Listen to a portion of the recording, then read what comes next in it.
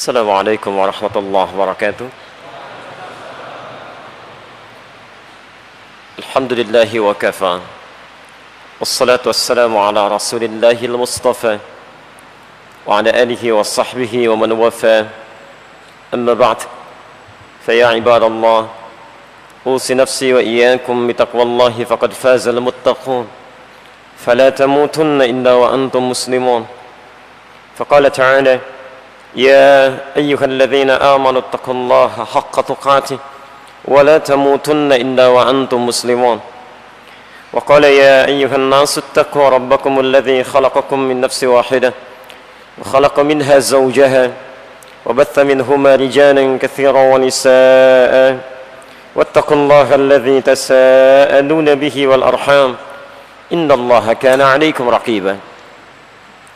Saudara-saudariku rahimani wa rahimakumullah dan mitra muslim dimanapun anda berada, alhamdulillah malam ini kita masih diberikan kesempatan oleh Allah subhanahu wa ta'ala untuk beraktivitas, menjalani sebagian dari aktivitas kehidupan kita. Kita bermohon pada Allah subhanahu wa ta'ala semoga seluruh aktivitas yang telah kita kerjakan sampai dengan malam ini diterima oleh Allah subhanahu wa ta'ala menjadi ibadah yang diikhlaskan hanya kepadanya. Demi Allah kami sampaikan, ada sebagian dari saudara-saudari kita dengan izin Allah subhanahu wa ta'ala sesuai dengan ajalnya telah kembali menghadap kepada Allah. Kita berhusnuzan bahwa sebagian saudara-saudari kita telah berpulang karena barangkali amalannya dianggap cukup oleh Allah subhanahu wa ta'ala. Dosa-dosanya sering diistighfari sehingga dianggap ringan kesalahannya saat kembali kepada Allah subhanahu wa ta'ala. Kita masih membutuhkan malam ini, masih membutuhkan ibadah di saat ini untuk sekedar meningkatkan amalan kebaikan kita dan juga mengistighfari dosa-dosa yang pernah kita kerjakan dalam kehidupan. Jika sampai malam ini antum belum juga terfikir untuk meningkatkan kebaikan saat sebagian saudara kita telah kembali kepada Allah, antum membutuhkan berapa malam lagi untuk beristighfar kepada Allah subhanahu wa ta'ala. Karena itu teman-teman sekalian, mulai malam ini tanamkan pada jiwa anda, jika anda belum mampu berlomba dengan orang-orang soleh untuk meningkatkan kebaikan, sebaiknya anda segera bertekad untuk berlomba dengan para pendosa dalam beristighfar dan bertobat kepada Allah subhanahu wa ta'ala. Teman-teman sekalian, alhamdulillah kita berada di satu tempat rumah Allah subhanahu wa ta'ala yang dengan izin Allah diinisiasi oleh para ulama kita, para masyayikh kita, sehingga hadir suasana yang terbaik di malam ini. Saya khusus bermohon pada Allah subhanahu wa ta'ala, siapapun yang pernah menginisiasi, berkontribusi hadirnya Masjid Al-Irsyad ini dengan segala hal yang terkait di dalamnya, ada perguruannya, ada majlis ta'limnya, ada halaqahnya, semoga Allah subhanahu wa ta'ala melimpahkan segala kemuliaan seperti dijanjikan oleh Rasulullah sallallahu alaihi wasallam dalam hadis riwayat Muslim nomor hadis 1893. Rasulullah sallallahu alaihi wasallam bersabda, "Man dalla ala khairin falahu ajruhu mithla ajri fa'ilih min ghairi an yanqusa min ajrihi syai." Siapa yang pernah menunjukkan pada satu kebaikan, memfasilitasi pada satu maslahat, kemudian itu dikerjakan oleh orang-orang setelahnya, maka ia akan mendapatkan pahala yang sama dengan orang yang mengerjakannya tanpa dikurangi sedikit pun. Masya Allah, sejak masjid ini dibangun, perguruan ini ada, orang yang menginisiasinya, kemudian merencanakannya, membangunnya, dan kami lihat dari sejak sebelum masuk masjid ke masjid ini, kami amati gambar-gambar di bawahnya, bagaimana para masyayikh berjuang, bagaimana bangunan tempo dulu sampai jadi sampai saat ini. Demi Allah kami katakan, siapapun yang salat di masjid ini, yang membaca Al-Quran, yang beribadah kepada Allah, yang berdoa kepadanya, insya Allah para ulama-ulama kita mendapatkan pahala yang tidak berkurang sedikit pun. Dan untuk kita yang hadir pada malam ini, saya bermohon pada Allah subhanahu wa ta'ala agar Allah subhanahu wa ta'ala memberikan kabar baik kepada kita semua yang terpilih di antara sekian hamba-hamba Allah yang tengah sibuk beraktivitas di malam ini. Anda bayangkan teman-teman, malam ini tidak mudah, malam weekend, malam Sabtu, malam untuk beraktivitas yang sepi di dalamnya, memilih untuk beristirahat, ada yang rekreasi, ada yang ingin refreshing. Masya Allah, ternyata di antara sekian orang yang sibuk itu, Anda yang terpilih oleh Allah untuk digerakkan langkahnya, dilembutkan hatinya, membelokkan itijahnya berada di masjid ini, Maka kami berikan kabar gembira dengan kadar keikhlasan antum semua di malam ini, dengan hadis Rasulullah sallallahu alaihi wasallam tercantum dalam riwayat Imam Ibnu Majah dalam kitab Sunannya, nomor hadis 233 dari sahabat Abu Darda radhiyallahu taala anhu. Qala Rasulullah sallallahu alaihi wasallam, perhatikan kalimatnya, man salaka tariqa yaltamisu fihi ilma sahhalallahu lahu tariqan ila al-jannah. Siapapun, man ismun mausulun yadullu ala al-'ammiyah, huruf menunjuk pada subjek tanpa batas, mau laki-laki, mau perempuan, mau besar, mau kecil, mau dewasa, mau siapapun. Nabi SAW menyampaikan, man, siapapun, saya tidak peduli siapapun dia, selama dia muslim, salaka tariqa, yang menyiapkan dirinya menempuh satu jalan saat orang lain gemuruh dengan dunianya, menyibukkan diri dengan aktivitas dunianya, orang-orang ini menyiapkan dirinya menempuh jalan yaltamisu fihi ilma, untuk belajar sebagian dari tuntunan agamanya. Masya Allah, saya dengar ada yang berangkat dari Bandung, ada yang berangkat dari Jakarta, ada yang terbang dari Bali, ada sekitaran Surabaya. Masya Allah, demi Allah kami sampaikan, Nabi menyampaikan perjuangan antum di malam ini, kalau benar-benar ikhlas karena Allah, sahhalallahu lahu tariqan ilal jannah, maka setiap langkah yang antum titikkan sampai dengan di masjid ini, kata Nabi, akan dibayar tuntas dengan diringankan langkahnya menuju surganya Allah subhanahu wa ta'ala. Tidak cukup dengan itu, wa innal malaikata la tadau ajdihataha ridan li talibil ilmi. Dan jika anda tahu, kata Nabi sallallahu alaihi wasallam, sejak antum menyiapkan diri dari tempat antum tinggal, menyiapkan perangkatnya, menapakkan langkahnya, wa innal malaikata, dan sungguh para malaikat itu bentuknya jama'. Ada bentuk tunggal disebut dengan malak, Quran surah 12 ayat 31, posisi paling kanan sebelah atas di pojok. Masya Allah, ya. Ma hadza bashara in hadza illa malakun karim, malak satu malaikat. Tapi kalau dijama'kan, berubah kalimatnya dari malak menjadi malaikat. Kata Nabi sallallahu alaihi wasallam, kalaulah penuntut ilmu itu mengetahui, wa innal malaikata, dan sungguh banyak malaikat, la tadau ajnihataha ridan li talibil ilmi, sejak mereka keluar dari tempat mereka tinggal untuk menuntut ilmu, para malaikat ini membentangkan sayapnya, menaungi mereka sampai tiba di majlis ilmu, sampai kembali ke tempatnya masing-masing, memberikan ridha kepada mereka semua. Dan ridhanya malaikat minimal ada dua makna di sini. Yang pertama, ad-du'a bil khair, memohonkan kebaikan-kebaikan bagi para penuntut ilmu. Karena itu teman-teman sekalian, ketika anda hadir di majlis ilmu, sampai kembali lagi nanti, atau dimanapun anda hadir dengan ustadz siapapun, maka isilah perjalanan anda sampai anda hadir di majlis ilmu dengan kembali ke tempat masing-masing, dengan banyak memohon kebaikan-kebaikan kepada Allah subhanahu wa ta'ala. Dan yang kedua, al-istighfaru lahum, memohonkan ampunan bagi dosa-dosa yang mungkin pernah dikerjakan oleh kita semua. Demi Allah kami sampaikan, mudah-mudahan siapapun yang hadir saat ini, belajar di malam ini, dikabulkan segala hajat-hajat kebaikannya, dan digugurkan dosa-dosanya oleh Allah subhanahu wa ta'ala, sampai kembali menghadap kepada Allah. Tayyib, ikhwas kalian, tapi semua harapan dan cita-cita kebaikan tadi ternyata tidak mudah didapatkan. Karena saat yang bersamaan kita ingin menjadikan pribadi kita baik, ternyata di waktu yang bersamaan ada musuh yang selalu mengintai kita, yang ingin memastikan bahwa dari ujung kepala sampai ujung kaki tidak terjadi aktivitas kita kecuali bergeser dari nilai-nilai kebaikan tadi. Mata ini yang seyogyanya diciptakan oleh Allah subhanahu wa ta'ala dengan fungsi kebaikan, Quran surah ke-24 ayat 30 untuk laki-laki, ayat 31 untuk perempuan. Wa qul lil mu'minina yaghuddu min absarihim, katakan bagi para pria-pria yang merasa punya iman, matanya hanya boleh lihat yang baik-baik saja. Begitu anda melihat yang tidak baik menurut Allah, ghaddal basar, palingkan. Demikian bagi perempuan, telinganya pun hanya boleh mendengar yang baik-baik saja. Karena itu diharamkan mendengar ghibah, diharamkan kita mendengar sesuatu yang tidak Allah sukai. Lisannya hanya boleh bicara yang baik-baik saja. Karena itu Nabi mengatakan, man kana yu'minu billahi wal yaumil akhir falyakul khairan aw liyasmut. Siapa yang merasa beriman pada Allah dan hari akhir, maka lisannya hanya punya dua pilihan, cukup katakan yang baik, kalau tidak diam. Tidak ada pilihan yang ketiga. Sampai ujung kakinya, dari kepala sampai ujung kaki. Saking mulianya manusia ini, diturunkan ayat-ayat dari ujung kepala sampai ujung kaki. Quran surah ke-25 ayat 63. Wa ibadur rahmanil ladzina yamshuna 'alal ardi hauna.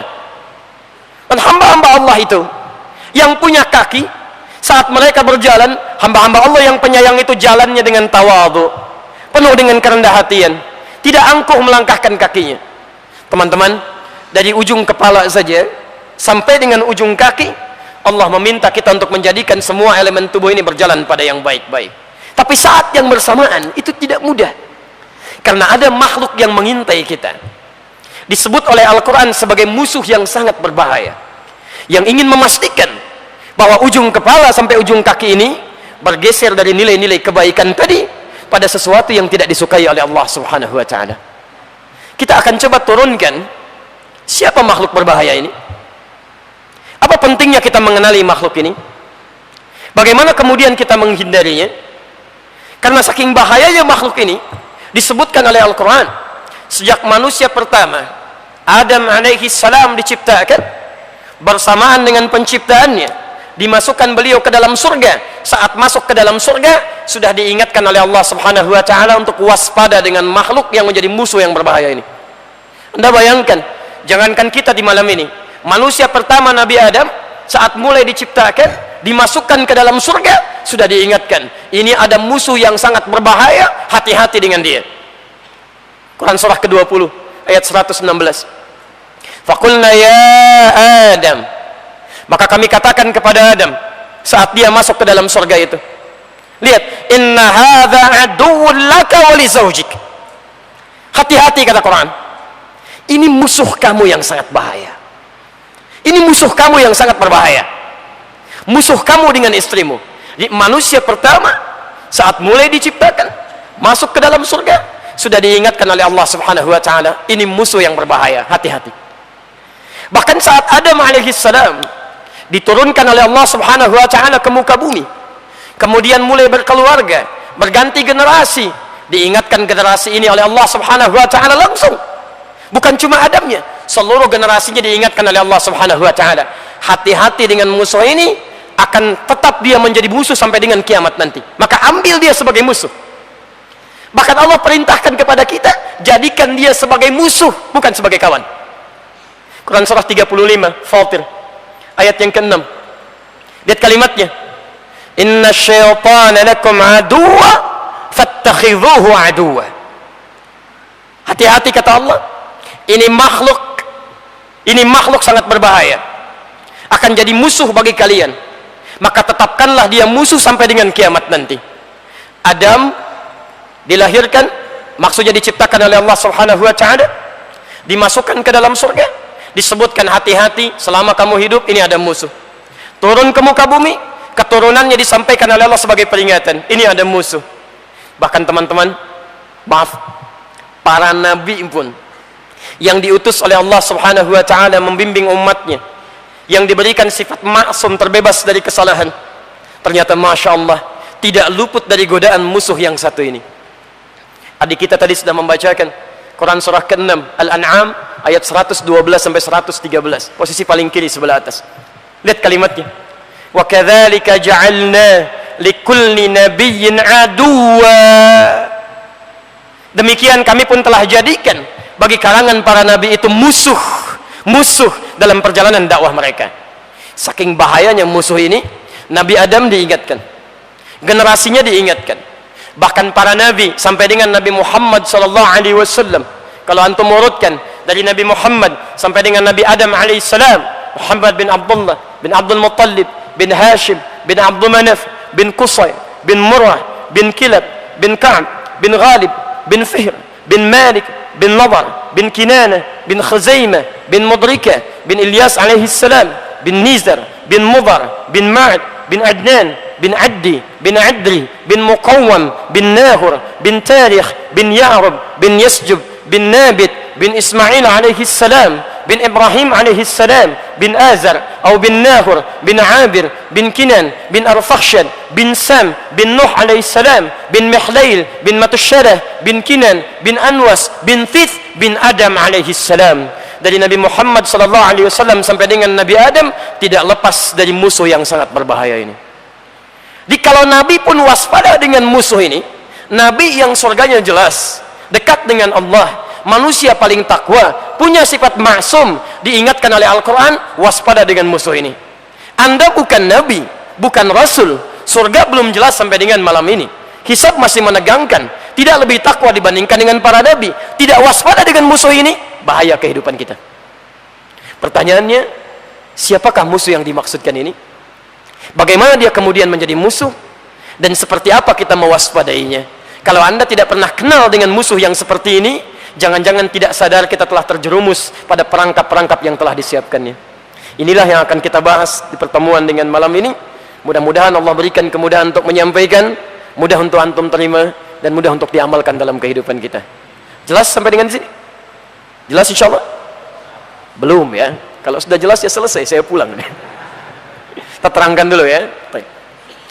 Teman-teman sekalian, saya mohon izin karena ini masih di awal kajian, saya ingin berusaha menampilkan isi materi yang sesuai dengan pesan Nabi SAW.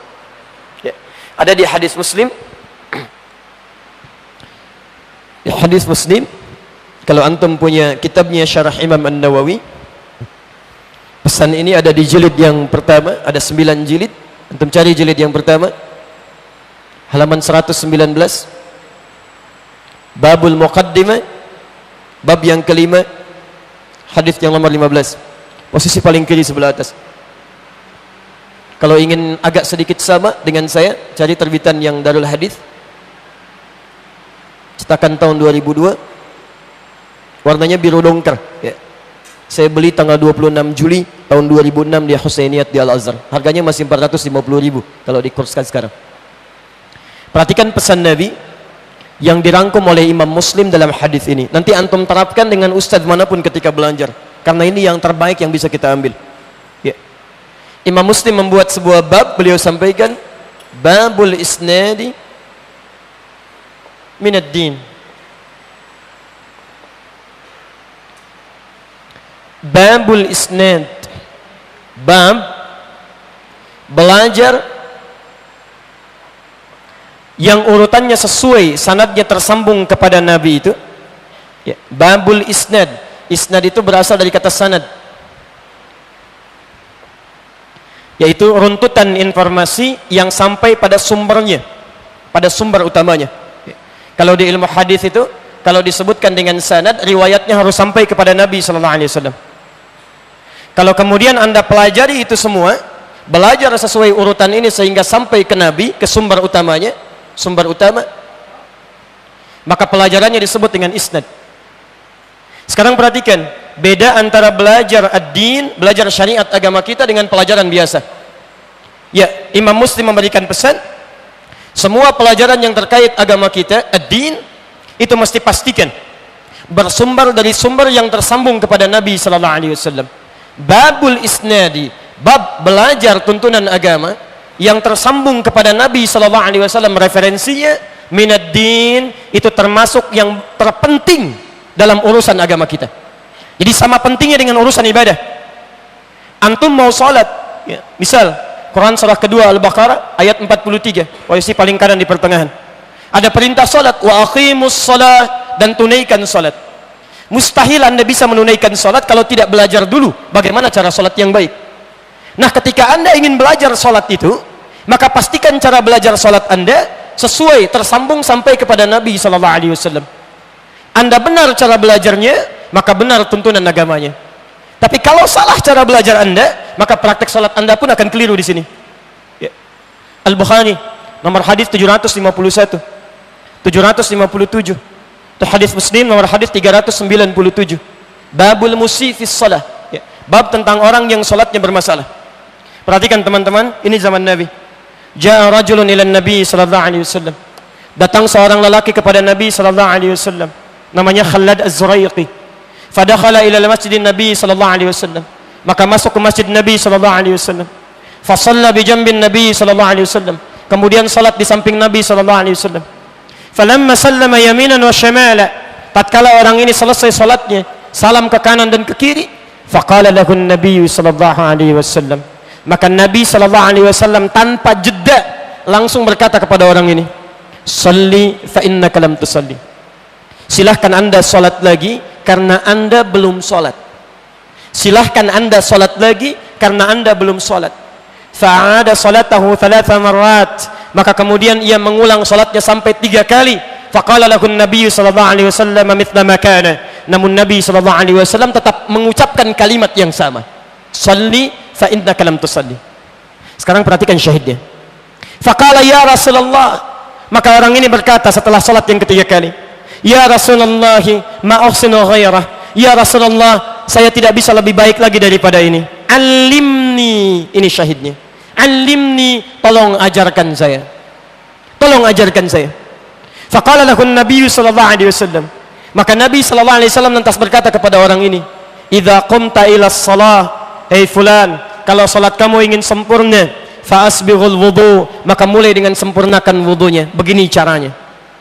Famastaqbilil qiblah, lalu menghadap ke arah kiblat, begini caranya." Kemudian diajarkan dari bertakbir sampai dengan salam.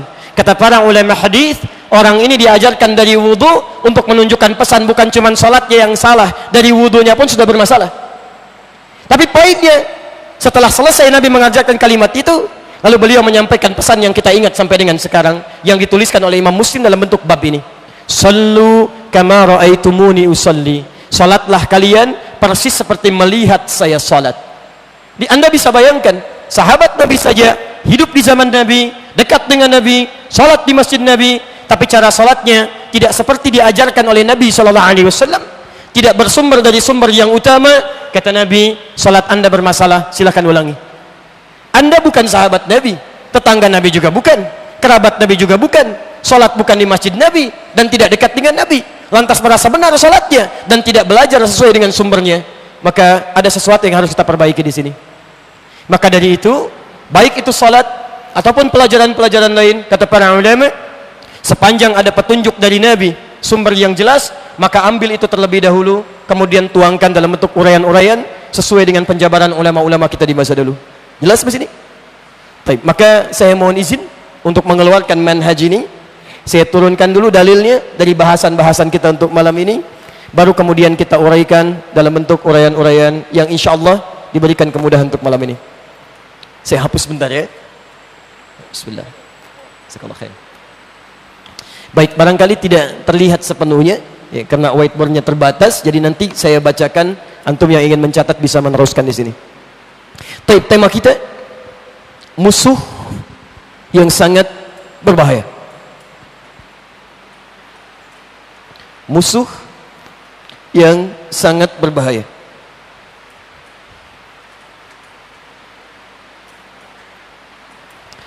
Bagaimana Nabi SAW memberikan gambaran tentang musuh ini?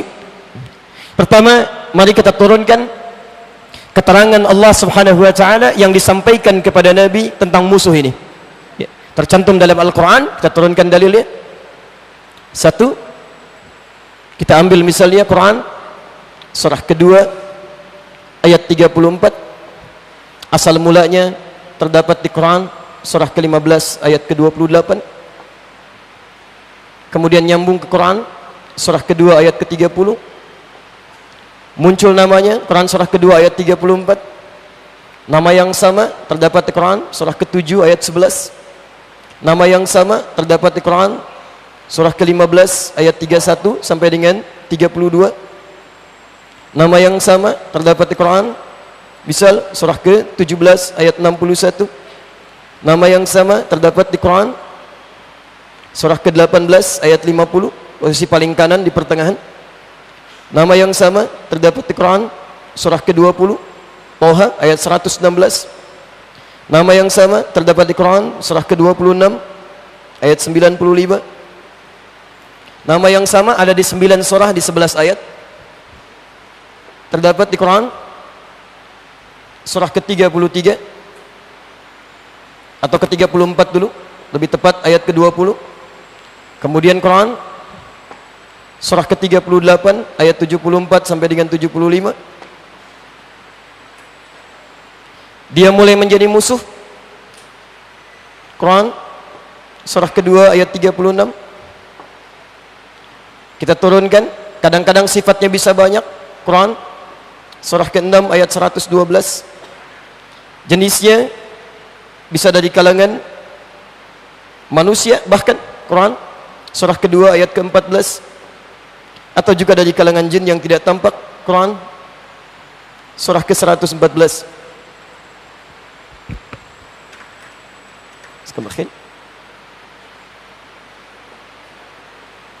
Kemudian hadisnya kita ambil contohnya. Contoh pertama, bahayanya dulu, ya kita turunkan Qurannya dulu, baru kemudian hadisnya. Quran habis bidulnya. Surah kedua ayat 102, posisi paling kiri sebelah atas. Hadisnya di Abu Daud. Ya, Quran surah kedua ayat 102. Hadisnya di Abu Daud. Nomor hadis 666. Kemudian kita turunkan penjabarannya nanti untuk kewaspadaan. Bagaimana langkah kita mewaspadainya? Quran surah kedua ayat 168, posisi paling kanan sebelah bawah. Kemudian turun hadisnya. Kita ambil riwayat Abu Daud lagi. Nomor hadis 1523. Kemudian di An-Nasa'i di bagian ke-9 nomor 44. Kemudian cara kembalinya kepada Allah, kita ambil hadis riwayat Muslim yang antum amalkan selepas salat. Nomor hadis 591, 593, 597. Pas sampai akhirnya. Ini materi kita. Baik. Saya agak pelan-pelan. Bismillah. Kita coba kenali dulu musuh ini, dari mulai pertama kali makhluk ini diciptakan sampai menjadi musuh bagi kita. Setelah paham kemudian namanya, bahayanya, baru kemudian kita ambil langkah kewaspadaannya. Bismillah. Quran surah ke-15 Al-Hijr ayat ke-28, posisi paling kanan sebelah bawah. Saat Allah subhanahu wa ta'ala telah menciptakan malaikat dan jin, diciptakanlah kemudian makhluk baru yang diberi nama dengan bashar. Ya. Allah berfirman, wa idh qala rabbuka lil malaikati inni khaliqun bashar. Wa idh qala rabbuka lil malaikati, dan ketika Rabbmu Muhammad berfirman pada malaikat dan jin yang ada pada saat itu, karena jin sudah lebih dulu diciptakan dibandingkan dengan bashar ini, ya, Quran surah ke-15 ayat 27 sebelumnya, wal janna khalaqnahu min qablu min naris samum, dan jin telah kami ciptakan sebelum manusia dari api yang menyambar-nyambar, bergejolak. Setelah diciptakan malaikat, diciptakan jin, kemudian diciptakanlah makhluk yang baru ini. Karena kita sudah dekat kepada waktu Isya, kita akan tanyakan kepada Al-Quran, siapa makhluk ini, bagaimana kemudian Allah menamainya, seperti apa korelasinya dengan hadirnya musuh yang menjadikan ia bahaya dalam kehidupan.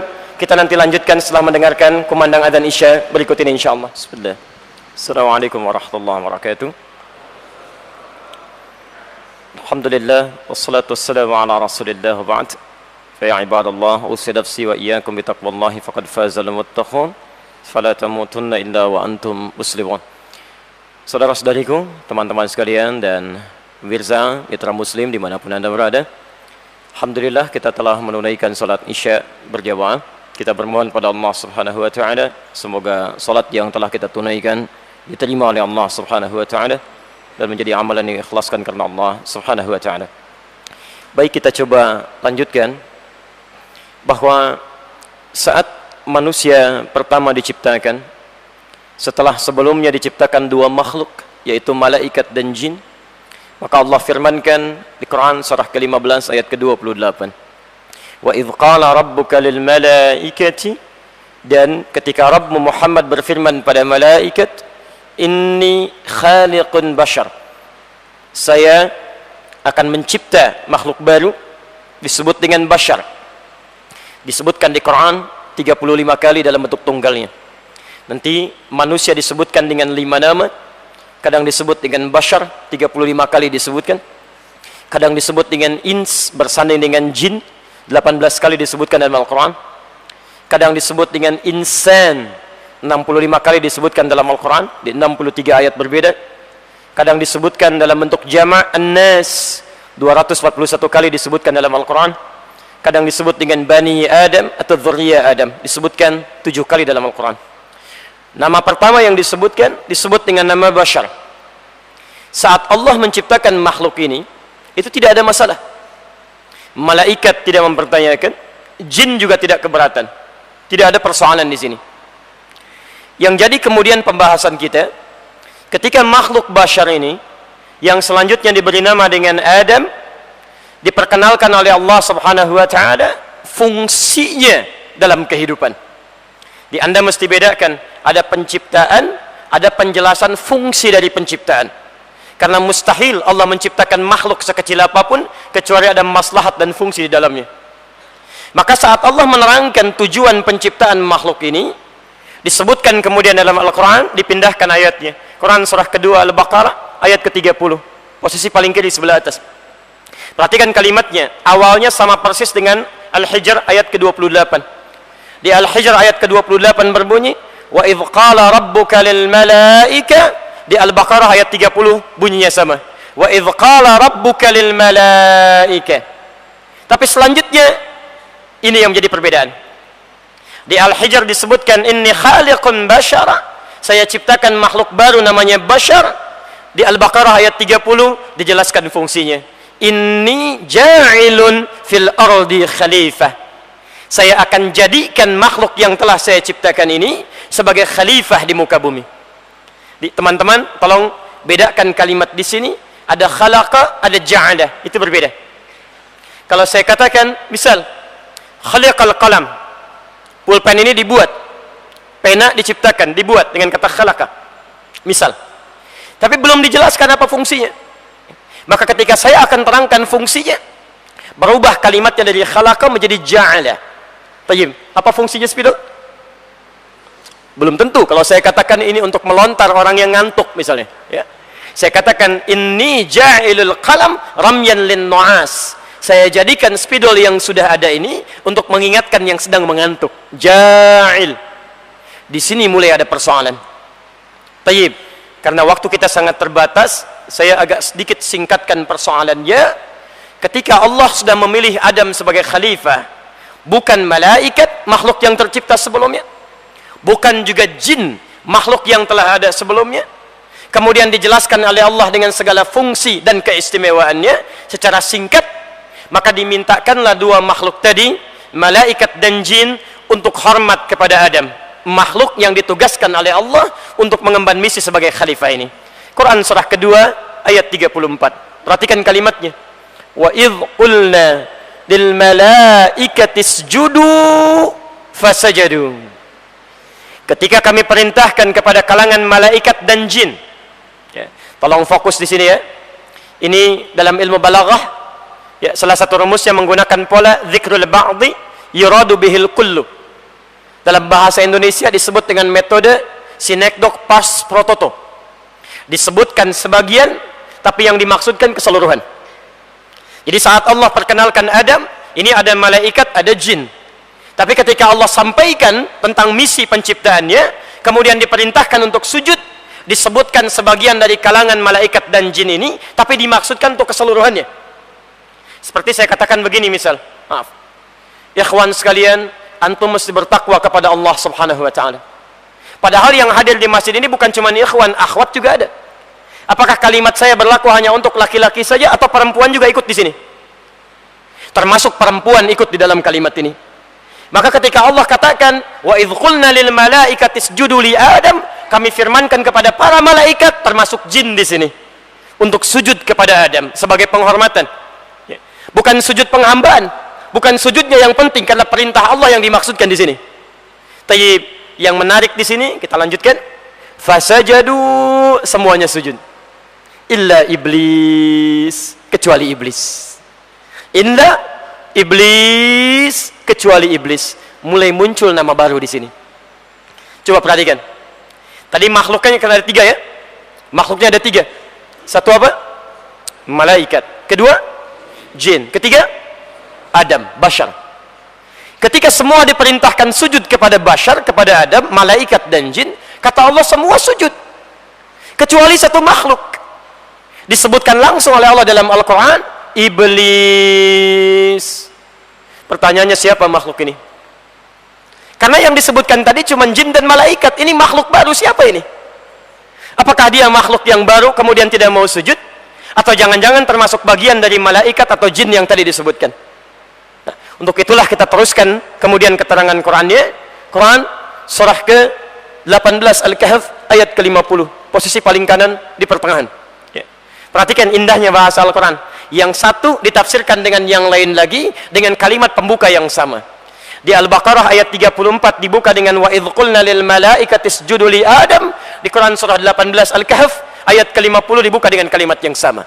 Wa idz qulna lil malaikati isjudu li Adam fasajadu illa iblis, kecuali iblis. Siapa iblis ini? Diteruskan kalimatnya, kana minal jinni fafasaqa an amri rabbih.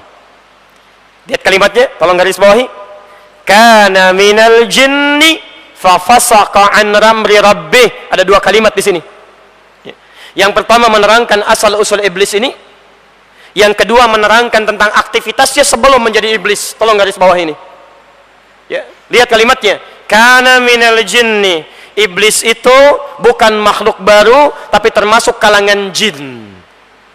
Jadi ada malaikat, ada jin, dimintakan sujud kepada Adam, semua sujud, kecuali satu yang enggan bersujud kepada Adam. Siapa dia? Iblis. Siapa iblis ini? Bukan makhluk baru, kata Quran. Kana minal jin. Dia termasuk kalangan jin. Menggunakan huruf min di sini menunjuk kepada makna at-tab'id. Sebagian dari jin, bukan semua jinnya. Jadi ada satu makhluk dari kalangan jin yang tidak mau sujud kepada Adam atas perintah Allah Subhanahu wa taala. Saat dia enggan bersujud itu, seketika kalimatnya dirubah oleh Allah, namanya langsung dirubah oleh Allah dari jin menjadi iblis. Allahu akbar. Nanti kita terangkan menurut pendapat ulama kenapa disebut dengan iblis. Tapi yang ingin saya sampaikan, ini yang paling menarik. Fafasaqa an amri rabbi.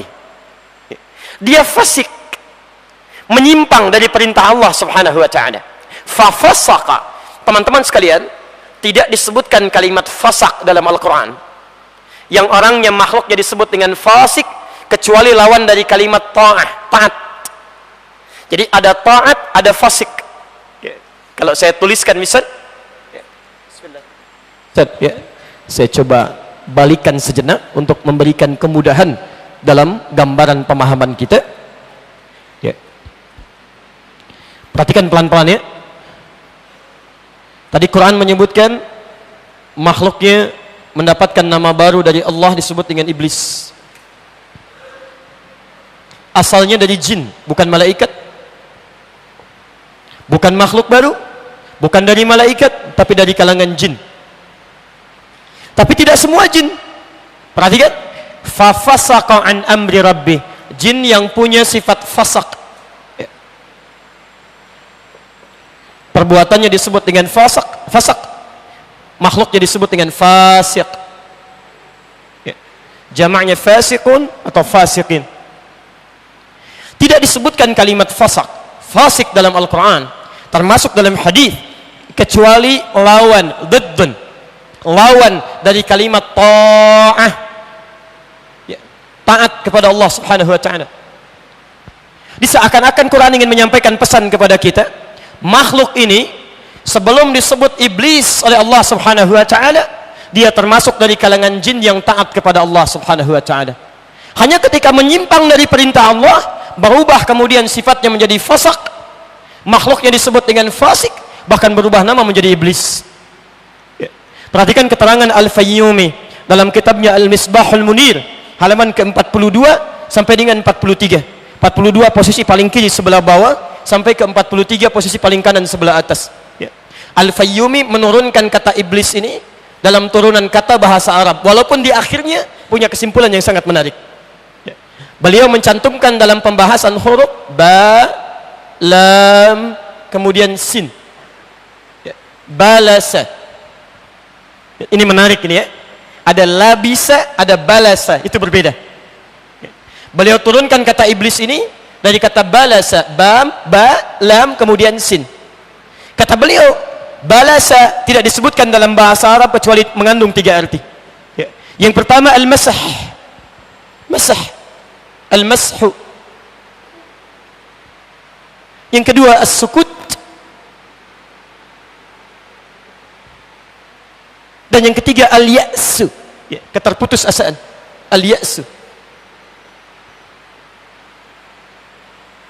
Tapi yang paling menarik, lihat makna yang pertama ini.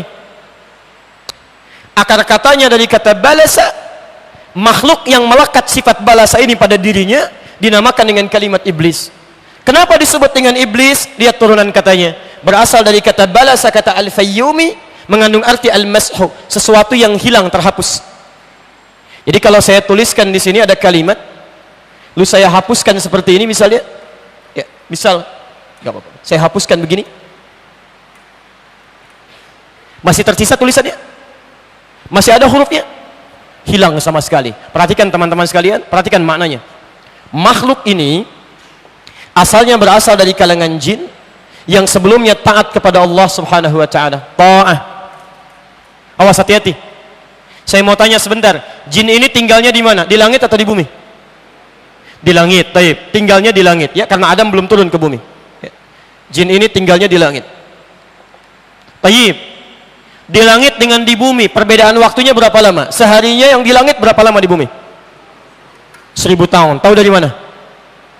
Quran surah ke-32 ayat yang kelima, kan? Posisi paling kanan di pertengahan. Fi yaumin kana miqdaruhu alf sanati mimma ta'uddun. Seharinya sama dengan 1000 tahun dalam hitungan Anda. Jadi kalau saya mau sampaikan, kalau makhluk ini beribadah di alam langit cuma 1 hari saja dalam hitungan langit, itu sama nilainya dengan ibadah taat 1000 tahun dalam urusan dunia, dalam hitungan dunia.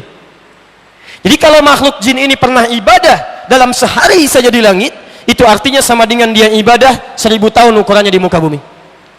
Tapi ketika dia berbuat menyimpang dari ketentuan Allah, fasik dia, tidak mau taat kepada ketentuan Allah.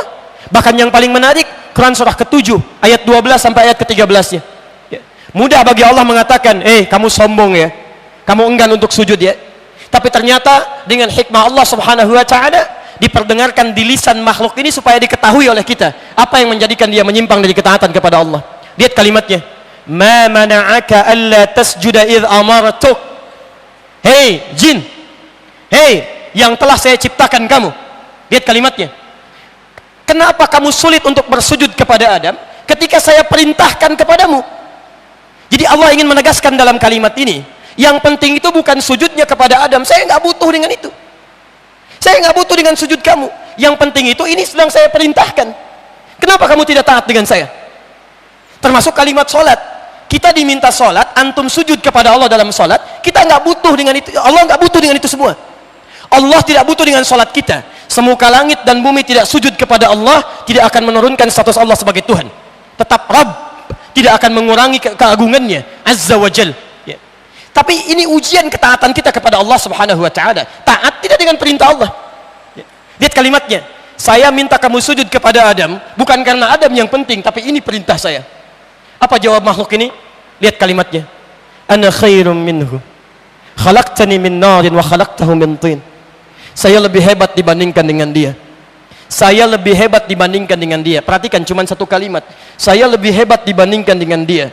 Engkau ciptakan saya dari api, sedangkan dia engkau ciptakan dari tanah. Tidak pada levelnya, yang unggul mesti hormat kepada yang lebih rendah. Satu kalimat ini keluar di lisan makhluk ini, dirubah namanya oleh Allah Subhanahu wa taala menjadi iblis, dan terhapus nilai ketaatannya dalam pandangan Allah Subhanahu wa taala. Mashu. Jadi kalau ada makhluk yang ukuran dunianya misal saja, beribadah sudah 1000 tahun misal, kalau ukuran akhirat cuma sehari saja, kemudian bersikap sombong dengan satu kalimat saja, tidak taat kepada Allah Subhanahu wa taala, maka tidak bernilai seluruh amalannya di hadapan Allah Subhanahu wa taala. Ini pesan pertama yang ingin disebutkan dalam penamaan ini. Maka antum yang hidup di dunia ini, yang mohon maaf, barangkali dalam kehidupan kita beramal tidak sampai pada kisaran waktu ini. Ada di antara antum yang pernah berzikir selama 1000 tahun. Ada yang pernah sholat selama 1000 tahun. Ada yang pernah baca Al-Quran selama 1000 tahun. Jadi iblis saja yang cuma dengan kalimat keluar dari ketaatan kepada Allah, ini tidak bernilai dalam pandangan Allah Subhanahu wa taala. Maka bagaimana dengan antum yang amalannya tidak seimbang, tidak sama waktunya dengan amalan makhluk ini, kemudian merasa sombong dalam kehidupannya, sombong dengan ilmunya, sombong dengan hartanya, sombong dengan kedudukannya? Demi Allah, Allah sudah turunkan iblis sebagai model makhluk paling buruk di mata Allah Subhanahu wa taala. Maka jangan sampai antum mengikuti jejaknya, ini yang paling bahaya. Paham sampai sini? Baik. Jadi pertama, kita temukan sekarang kalimat ini, makhluk yang pertama. Kenapa disebut dengan iblis? Ingin menunjukkan kesan kepada kita bahwa ada makhluk baru diberikan dengan satu nama untuk menunjukkan kesan bahwa jangan sampai ketika Allah berikan tugas kepada kita untuk beribadah, kita menyimpang dari ketaatan Allah kepada Allah Subhanahu wa taala. Karena resikonya seluruh amalan kita akan terhapus dalam pandangan Allah Subhanahu wa taala. Jelas di sini? Baik. Satu. Nah, yang paling menarik, teman-teman sekalian, yang kedua, dia disebut juga dengan iblis, kata Al-Fayyubi, juga memiliki makna al-yas, sifat putus asa, pesimis. Masya Allah. Padahal makhluk ini paham bahwa Allah punya sifat Rahman, punya sifat Rahim, punya sifat Tawwab, yang kalau seseorang makhluk, ya misal pernah melakukan kesalahan, maka dengan sifat pengampunnya, sifat penerima taubatnya, akan selalu memberikan kesempatan kepada setiap makhluk untuk kembali kepada Allah Subhanahu wa taala. Tapi karena tertutup dengan sifat-sifat yang tidak baik tadi, termasuk sifat putus asanya, maka dia menyimpulkan, saya sudah dicap buruk oleh Allah Subhanahu wa taala. Tidak ada kesempatan bagi saya untuk kembali kepada Allah. Maka dia menegaskan ketika Allah katakan, lihat kalimatnya, Allah katakan fakhruj minha, di ayat ke-17 dari Quran surah ke-7 itu, kamu keluar dari sini, dari ayat ke-16, ayat ke-17, kamu keluar dari sini, tidak layak kamu berada di sini, melanggar ketaatan kepada saya, bersikap sombong, tidak mau meralat kalimatnya, keluar dari sini, keluar dari rahmat Allah Subhanahu wa taala. Teman-teman sekalian, apa yang terjadi? Ini yang paling menarik. Ketika makhluk ini sudah keluar dari ketaatan kepada Allah, kemudian memiliki nama yang baru, menghadirkan sifat putus asanya, yang paling menarik, ini yang paling luar biasa, dia menantang kepada Allah Subhanahu wa taala untuk membuktikan bahwa sikap saya ini tidak salah. Saya memang lebih hebat dibandingkan dengan Adam, ya Allah, lebih baik dibandingkan dengan dia. Saya akan buktikan kepada engkau bahwa dengan keunggulan saya yang diciptakan dari api, saya akan buktikan, saya akan pelesetkan Adam ini dari segala hal yang mengandung ketaatan kepadamu. Perhatikan turunannya, awas, hati-hati ya, hati-hati. Kalau seseorang sudah mulai menyimpang dari ketaatan kepada Allah, menghadirkan sifat sombong dalam dirinya, maka di antara sifat turunannya sulit menerima hidayah Allah Subhanahu wa taala. Awas, hati-hati, karena nanti turunan dari sifat iblis ini akan diwariskan pada manusia. Ada di antara manusia yang sulit mendapatkan hidayah Allah karena mewarisi sifat iblis dengan segala keangkuhannya. Nanti kita turunkan ayatnya. Nah, yang paling penting, ini yang paling menarik, saat keluar pernyataan iblis tadi, dia mengatakan, saya akan buktikan, saya akan goda Adam, izinkan saya untuk membuktikan kehebatan saya dengan menggelincirkan Adam dari ketaatan kepadamu.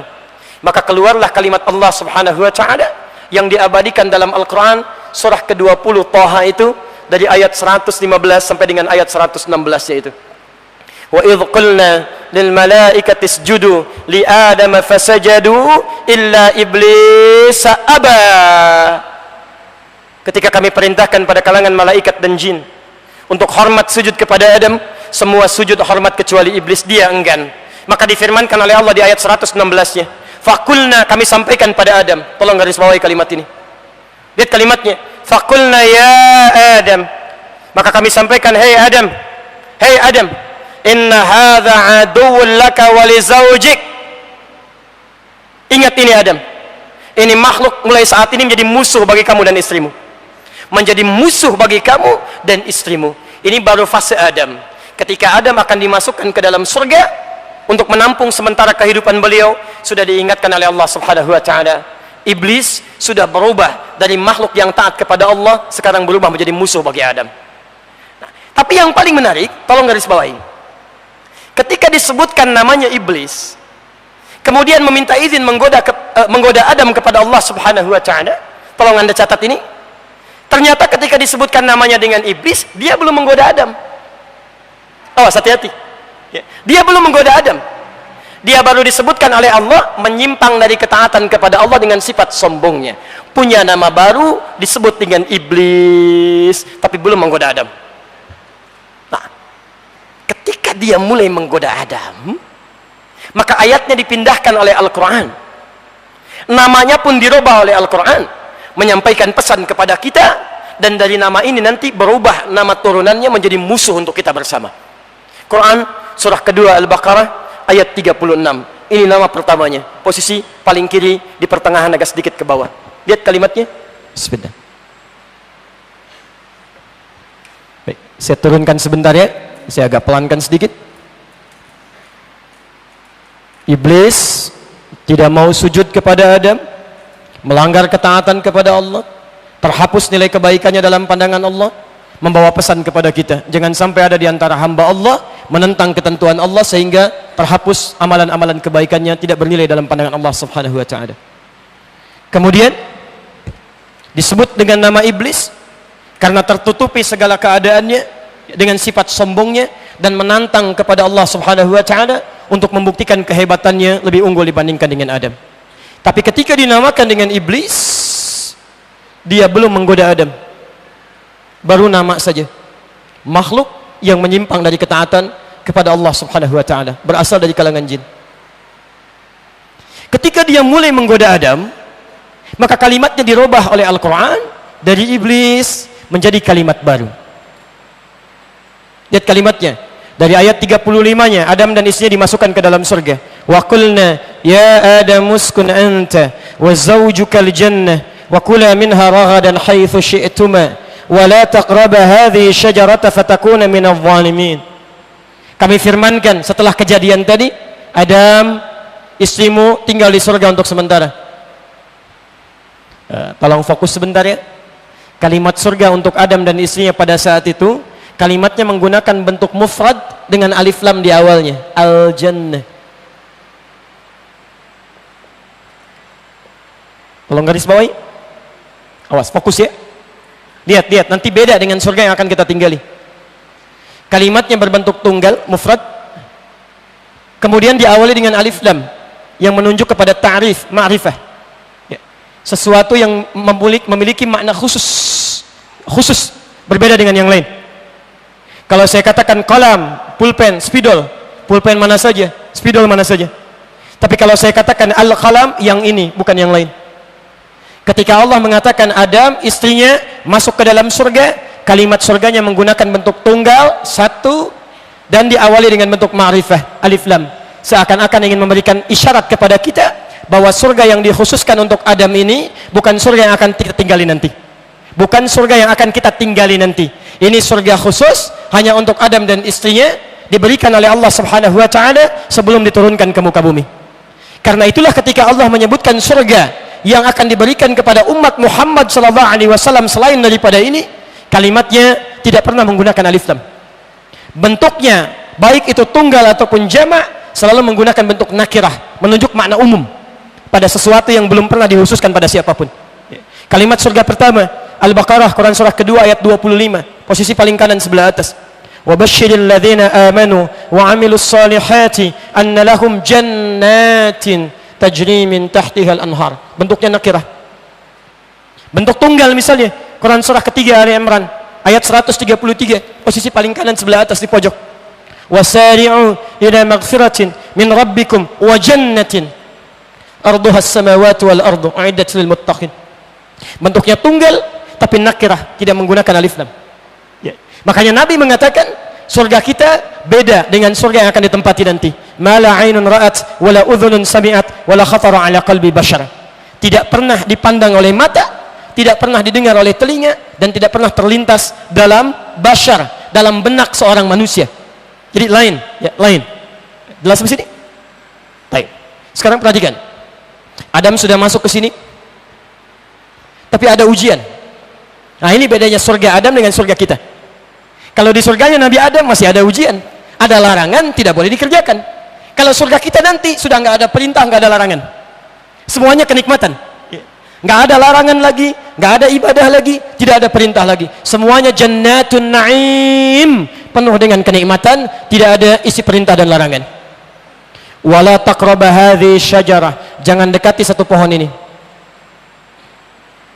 Fatakuna minadh dhalimin, maka engkau bisa menyimpang dari ketentuan Allah Subhanahu wa taala, menjadi orang zalim. Ini ujian pertamanya. Inilah yang kemudian dimanfaatkan oleh iblis untuk membuktikan kehebatannya tadi dibandingkan dengan Nabi Adam alaihissalam. Maka mulailah kemudian dia menggunakan tipu muslihatnya untuk menjadikan Adam melanggar ketentuan Allah ini. Ayat 36-nya. Ketika iblis mulai menggoda Adam, maka dirubah kalimatnya oleh Al-Quran. Lihat kalimatnya. فَأَزَلَّهُمَا الشَّيْطَانُ عَنْهَا فَأَخْرَجَهُمَا مِمَّا كَانَا فِيهِ فَأَزَلَّهُمَا الشَّيْطَانُ. Dirubah namanya dari iblis menjadi syaitan. Allahu Akbar. Masya Allah, indah bahasa Quran ini. فَأَزَلَّهُمَا الشَّيْطَانُ عَنْهَا, maka Adam dan istrinya dipelesetkan oleh setan. Kalau antum terpeleset, jatuhnya ke atas apa ke bawah? Ke bawah. Karena itu ayat lanjutannya terpeleset dari atas di langit turun ke bawah ke bumi. Wa qulna habitu ba'dukum li ba'din adu. Tapi poinnya, siapa yang mempelesetkan sampai kemudian Adam melanggar ketentuan Allah ini? Disebutkan bukan iblis kalimatnya, tapi menggunakan syaitan. Teman-teman sekalian, dalam kalimat bahasa Arab, kata syaitan ini itu bukan nama zat. Beda dengan iblis. Kalau yang ini nama zat, nama yang dikhususkan untuk makhluk tertentu. Kalau yang ini syaitan, itu berasal dari nama sifat. Bukan zat tapi nama sifat, dari kata syatana. Syatana. Segala yang menjauhkan dari hukum-hukum Allah Subhanahu wa taala. Segala yang menjauhkan dari ketaatan pada Allah Subhanahu wa taala.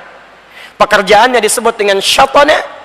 Kalau pekerjaan ini sudah melekat pada diri seseorang, pada diri seorang makhluk, baik itu tampak ataupun tidak, maka kalimatnya berubah. Makhluknya disifati dengan nama baru, disebut dengan syaitan. Jadi ketika iblis mulai menggoda Adam, ini yang paling menarik, awas, tolong garis bawahi. Tadi iblis berasal dari apa? Jin. Jin. Sekarang tolong turunkan ayatnya. Saya beri contoh. Pelan-pelan. Quran surah 51 ayat 56. Posisi paling kanan sebelah atas. Kemudian ditafsir di Quran surah ke-6 ayat 112. Posisi paling kiri sebelah atas. Lihat pelan-pelan, lihat pelan-pelan. Fokus. Iblis mulai menggoda Adam. Namanya dirubah oleh Al-Quran dari iblis menjadi syaitan. Dari nama zat menjadi nama sifat. Segala yang menjauhkan dari ketaatan kepada Allah Subhanahu wa taala. Akar katanya dari kata syaitan, kalau melekat pada makhluk, makhluknya disebut dengan syaitan. Yang paling menarik, fokus sini. Ketika sifat setan ini digunakan untuk menggoda Adam, yang pertama kali mempraktikkan iblis berasal dari kalangan jin. Teman-teman sekalian, tolong garis bawah ini ya. Di dalam Quran kalimat jin ini seringkali dipasangkan dengan ins. 18 kali disebutkan dalam Al-Quran. Lihat kalimatnya, ya ma'syaral jinni wal ins, wa ma khalaqtul jinna wal ins. Bahkan ketika kalimat jin dijamakkan dalam Al-Quran menjadi jinnah, kalimat ins pun dijamakkan menjadi nas. Minal jinnati wan nas. Sekarang perhatikan. Jin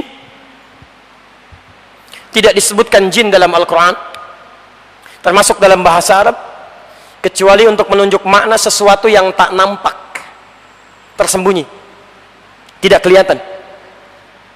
Lawannya ins, sesuatu yang nampak, terlihat, bisa teraba. Karena itu jin disebutkan dengan jin, karena memang fitrah kehidupannya tidak nampak. Hati-hati, awas, hati-hati ya. Jin disebutkan dengan jin karena fitrah kehidupannya tidak nampak, tersembunyi dia. Jadi kalau ada jin misalnya melakukan penampakan, itu jin sedang punya masalah, sedang keluar dari fitrahnya. Hati-hati ya. Pasti itu, kalau ada jin melakukan penampakan, pasti akan ada masalah itu. Karena dia sedang keluar dari fitrahnya. Yang lebih bermasalah misalnya kalau ada manusia yang cari-cari penampakan jin, itu yang aneh. Jangan Anda ikuti itu ya. Ada persoalan luar biasa di situ. Ya. Tapi yang jadi masalah buat kita sekarang, lihat saya, ini kalimat yang sangat menarik. Hati-hati. Ketika Quran menyebutkan kata syaitan yang mulai menggoda Adam, yang kemudian mulai menyampaikan kepada Allah Subhanahu wa taala untuk membuktikan kehebatannya, praktek pertama yang dia gunakan adalah praktek menggunakan kalimat syaitan dengan wujud iblis yang berasal dari jin, tidak nampak. Ini memberikan isyarat kepada kita bahwa godaan pertama yang datang dari iblis adalah godaan yang tidak nampak, yang bisa diberikan kepada jiwa raga setiap manusia. Masuk dia dalam sesuatu yang tak nampak dalam pandangan kita. Celakanya, ini yang jadi masalah. Ketika Adam terkena godaan setan ini, yang tak nampak dalam pandangannya, mulai memberikan was-was. Dekati itu, makan itu, ayo, kamu akan jadi makhluk yang abadi seperti malaikat. Itu nggak nampak dalam pandangan, nggak kelihatan. Ini memberikan isyarat kepada kita pertama kali bahwa iblis itu ketika mulai menggoda Adam, menyatakan dirinya sebagai musuh, maka dia akan menggunakan kekuatan pertama, yaitu kekuatan keadaannya yang tersembunyi, tidak nampak dalam pandangan manusia. Garis bawahi, 1. Sifat setan yang pertama, ketika menggoda Adam, sifat yang pertama, dia bersifat sebagai jin, tidak nampak dalam pandangan. Baik.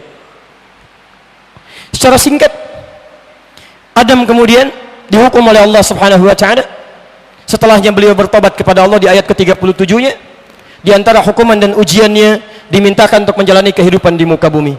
Tapi yang harus Anda garis bawahi, ketika Adam diminta turun ke muka bumi, jin pun yang menjadi iblis tadi, yang telah berubah menjadi setan sifatnya, meminta kepada Allah Subhanahu wa taala untuk diberikan kesempatan.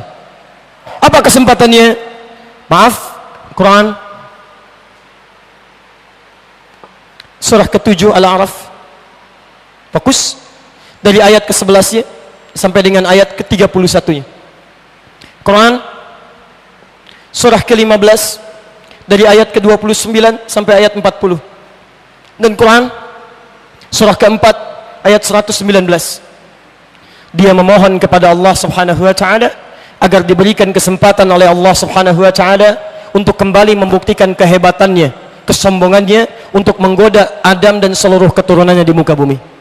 Dia minta kepada Allah, ya Allah, perkenankan saya untuk menggoda semua anak cucu Adam, dari depannya, dari belakangnya, dari kanannya, dari kirinya, dan saya akan berjanji kepadamu, dengan kehebatan saya yang lebih daripada Adam, saya pastikan tidak ada di antara mereka yang bisa taat kepadamu kecuali sedikit. Bahkan di ayat ke-40 surah ke-15, maaf, kalimatnya menggunakan illa ibadaka minhumul mukhlasin, kecuali hamba-hambamu yang engkau ikhlaskan ya Allah, yang lainnya saya pastikan akan menjauh darimu. Allahu Akbar. Bahkan dia katakan lagi di Quran surah ke-4 ayat 119, posisi paling kanan sebelah bawah ya, lihat kalimatnya, wala udhillannahum wala umanniyannahum, saya akan sesatkan mereka ya Allah, saya akan sesatkan mereka, saya akan berikan angan-angan dalam benak mereka supaya mereka tidak ingat kepadamu, supaya menyimpang dari ketentuanmu. Di teman-teman sekalian, saat Adam diturunkan ke muka bumi, jin ini yang telah menjadi iblis memohon kepada Allah untuk menggerakkan semua keturunan iblis ini menjadi setan yang akan menjadi musuh bagi Adam dengan memalingkan anak keturunan Adam dari ketaatan kepada Allah Subhanahu wa taala. Dari sinilah kemudian turun statement dari Al-Quran surah ke-7 ayat ke-26. Lihat kalimatnya, ya bani Adam, hei anak cucu Adam, la yaftinannakumus syaitanu kama akhraja abawaikum minal jannah, jangan sampai nanti kalian menjalani kehidupan bisa disesatkan oleh setan seperti Adam dan istrinya, kakek moyang kalian, pernah dikeluarkan dari surga. Ini ayat peringatan pertama bahwa Adam saat berketurunan akan memiliki musuh abadi sampai dengan hari kiamat. Pertanyaannya, apakah kita termasuk dari bagian yang menjadi musuh setan itu? Teman-teman sekalian, semua anak keturunan Adam sampai dengan kiamat disebut oleh Al-Quran dengan istilah Bani Adam. Bani Adam termasuk kita sampai dengan malam ini. Artinya apa? Sampai dengan malam ini kita pun masih mendapatkan musuh abadi yang disebutkan tadi oleh Al-Quran bernama setan. Bernama setan. Yang jadi masalah, kenalkah Anda dengan setan ini? Ada berapa jenisnya? Bagaimana cara dia menggoda kita? Seperti apa menggodanya? Karena Nabi pun merinci setan ini sampai 9 jenis setan yang wajib kita ketahui. Hati-hati, ada 9 jenis setan yang wajib kita ketahui. Bahkan tidak jarang orang mengetahui bahwa di masjid pun ada setan. Sampai di masjid pun ada setan. Tugasnya 2. Pertama, menggoda orang sholat. Hati-hati, ya, namanya khanzab. Ya, ada di Abu Daud nomor hadis 666. Ya, menggoda orang sholat sampai kata Nabi, lihat kalimat Nabinya. Ya, aqimus sufuf, mulai rapatkan, luruskan saf kalian. Lihat, rapatkan dan luruskan saf kalian. Wahadhu bainal manaqib wal aqdam. Kemudian ukuran lurus dan rapat ini jika bahunya sejajar, tumitnya menempel di garis lurus. Yang paling menarik, wala tadharu furjatin lisyaitan. Jangan engkau berikan celah yang dengan celah itu setan bisa masuk. Anda bayangkan ada setan khusus menggoda orang sholat. Sampai bahasa Nabinya mengatakan, ketika Anda mulai bertakbir, fayaqulu, maka setan ini akan mulai menggoda dengan membisikkan kepada Anda, uzkur kadza, ingat ini ya, ingat itu ya. Makanya silahkan kalau nggak percaya. Anda belum bertakbir, itu suasana kita masih biasa. Tapi begitu Anda mulai bertakbir, Allahu Akbar, Anda mulai akan mengingat apa yang tidak ingin Anda ingat. Nggak percaya silahkan.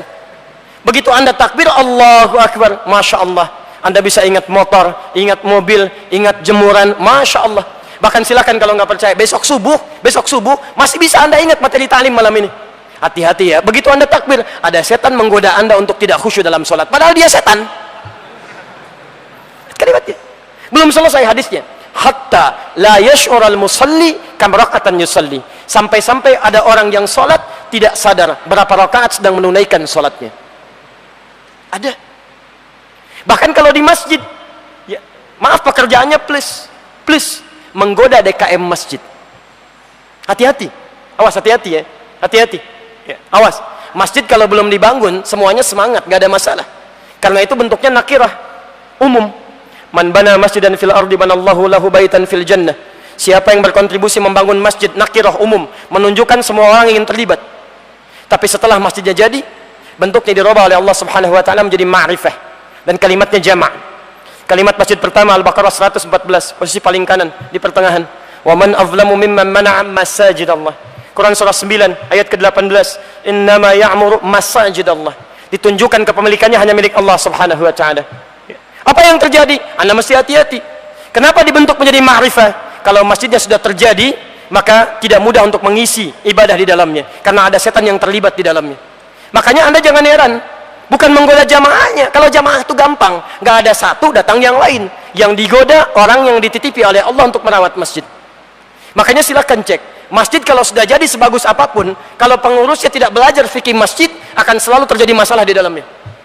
Ada yang ingin begini, ada yang ingin begitu, ada yang ingin ini, ada yang ingin itu. Itu khanzab namanya, setan masjid. Anda tidak kenal dengan setannya, maka sulit untuk mewaspadainya. Tayyib. Ada lagi setan rumah, ada. Ya, jangan dikira di rumah nggak ada setan. Ada. Saat Anda meninggalkan rumah, keluar dari ruangan, itu setan rumah sudah masuk ke ruangan. Tugasnya 3. Bahkan diantaranya disebutkan di Quran. Surah kedua Al-Baqarah ayat 102, posisi paling kiri, sebelah atas sampai dengan ke tengah. Ya, tugasnya ada 3. Hati-hati. Ya, namanya dasim. Dasim. Perempuannya dasimah. Ya. Kan kalau perempuan pakai ta, kan? Muslim laki-laki, perempuan muslimah. Mukmin laki-laki, perempuan mukminah. Soim laki-laki, perempuan ketemu kan?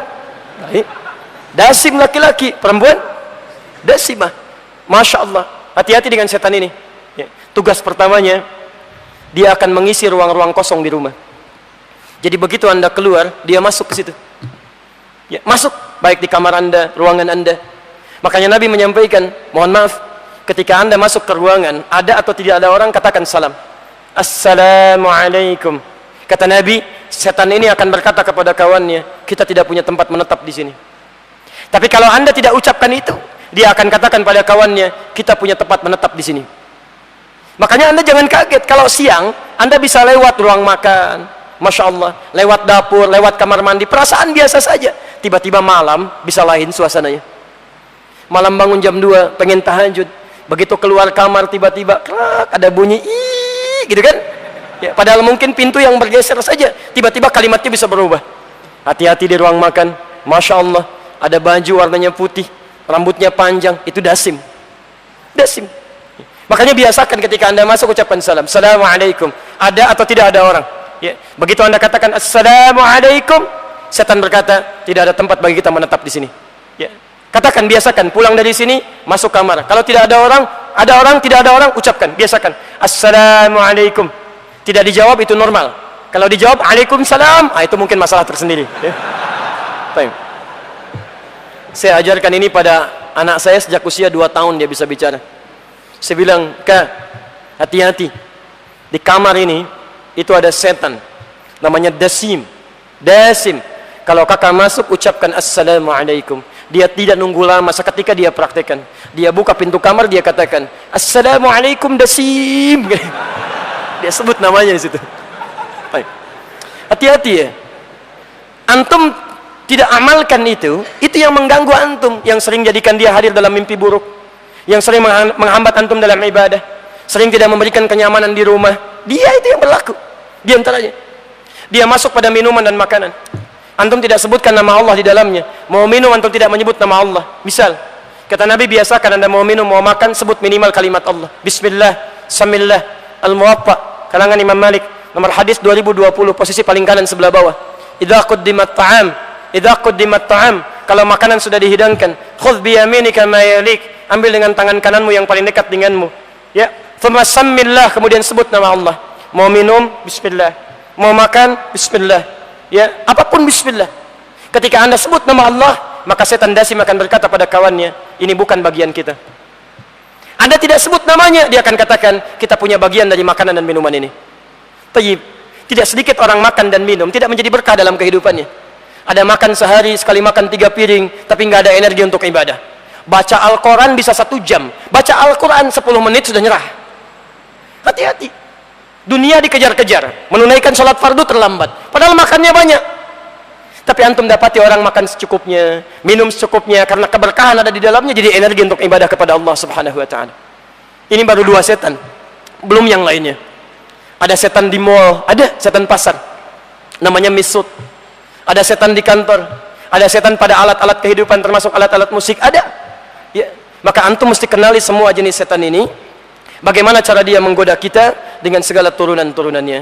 Nah, teman-teman sekalian, saya belum bisa jelaskan turunan-turunan ini karena kita belum sepakat sampai jam berapa sebetulnya kita mau menunaikan tahlim ini. Ini baru setengah mukaddimah masalahnya. Kita sampai jam berapa ini? Boleh jam 11 ya. Saya setengah 9 pulang, antum teruskan sampai jam 11. Alhamdulillah, kita harus juga lihat ya, pengurus ini punya keterbatasan dalam keadaan waktu kita. Kita sepakati dulu sampai jam berapa, akhi? Setengah 9. Jadi saya punya waktu 10 menit lagi. Kita coba turunkan dulu, baru kemudian kita coba maksimalkan dalam kehidupan. Jadi saya berhenti di setengah 9. Nanti kalau ada dibuka sesi untuk diskusi, saya perkenankan. Kalau tidak, mungkin kita beristirahat, kita lanjutkan dalam pertemuan sesi yang esok hari insyaallah. Sepakat sampai sini? Baik, alhamdulillah. Quran surah kedua ayat 168. Posisi paling kanan sebelah bawah. Kita akan selalu menggunakan Quran saja ya. Pakai Quran, pakai hadis, pakai Quran, pakai hadis. Ya, kita turunkan dulu. Kita turunkan dulu cara dia menggoda, kemudian kita ambil satu contoh penggodaannya, kemudian ambil cara untuk mengatasinya. Ya ayyuhan nasu. Quran surah kedua Al-Baqarah ayat 168.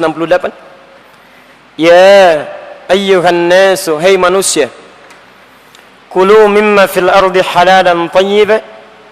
Silakan antum berusaha, berikhtiar mendapatkan kebutuhan hidup Anda, minimal makanan untuk kehidupan, dengan cara yang halal dan mendapatkan yang terbaik. Apa kaitan dengan bahasan kita? Teruskan ayatnya. Wala tattabi'u khutuwatis syaitan. Tapi jangan sampai Anda terjebak mengikuti tipu daya syaitan. Lihat, innahu lakum aduwwum mubin.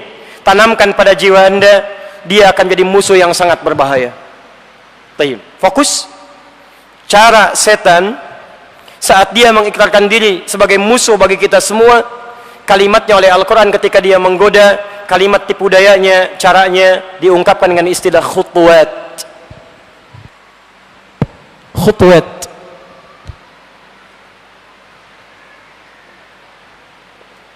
ولا تتبعوا خطوات الشيطان. خطوات. Fokus. Kata khutuwat itu jamak dari kata khuttah. Khuttah. Khatta ya khuttu khuttah. Sedangkan kata khuttah tidak disebutkan dalam pemaknaan bahasa Arab sampai dengan sekarang, kecuali memiliki arti yang sangat dalam. Satu, rencana yang sangat matang, strategis. Jadi kalau ada misalnya militer ingin melaksanakan satu operasi, maka mereka akan membuat khutbah dulu, rencana strategis, punya plan. Begini cara kita mulai masuknya, begini mengatasi perlawanannya, begini cara penindakannya, begini cara menutupnya. Itu khutbah. Baik, bisa berarti juga pemetaan yang sangat rinci, peta yang rinci. Antum kalau kuliah, misalnya S1, kalau di Timur Tengah ada S2, magister atau doktorat, itu sebelum menulis tesis atau disertasi, mesti membuat peta bahasan dulu, sampai rinci, dari mulai garis-garisnya, dari mulai referensinya, dari mulai pembahasannya, poin-poinnya, sampai dengan rencananya, sampai bahasan apa ini kemudian ingin diselesaikan, A sampai Z-nya. Itu semua disebut dengan khuttatul bahthi. Khutbah. Jamaknya disebut dengan khutuwat. Allahu Akbar. Ketika setan mengikrarkan diri sebagai musuh untuk kita bersama, ternyata segala hal yang dimungkinkan oleh setan sebagai posisi yang musuh bagi kita untuk memalingkan kita dari Allah Subhanahu wa taala, semua langkahnya disiapkan dengan sangat matang oleh setan, sampai disebut oleh Al-Qur'an dengan nama khutuwat, jamak dari kata khutbah. Seakan-akan Allah ingin menyampaikan, "Hei, hati-hati, godaan setan itu tidak biasa. Dia punya rencana yang sangat matang, punya peta yang sangat terperinci." Anda bisa bayangkan, kalau khutbah saja sudah demikian matangnya, maka bagaimana ketika ini dijamakkan jadi khutwat? Artinya, planning setan bukan cuma A, tapi B, C, D, sampai dengan Z-nya. Tidak bisa menggoda Anda lewat satu hal, dia akan masuk lewat sisi yang lainnya. Dan hebatnya, dia bisa menggoda dengan godaan yang sama pada dua orang yang berbeda dengan cara yang tidak sama. Keduanya sama, digoda untuk tidak menunaikan tahajud, tapi bisa masuk dengan cara yang sama. Karena saking pahamnya kebiasaan seorang anak Adam, dia bisa masuk dengan cara yang berbeda. Yang satu cukup dibuat ngantuk luar biasa, nggak bisa bangun.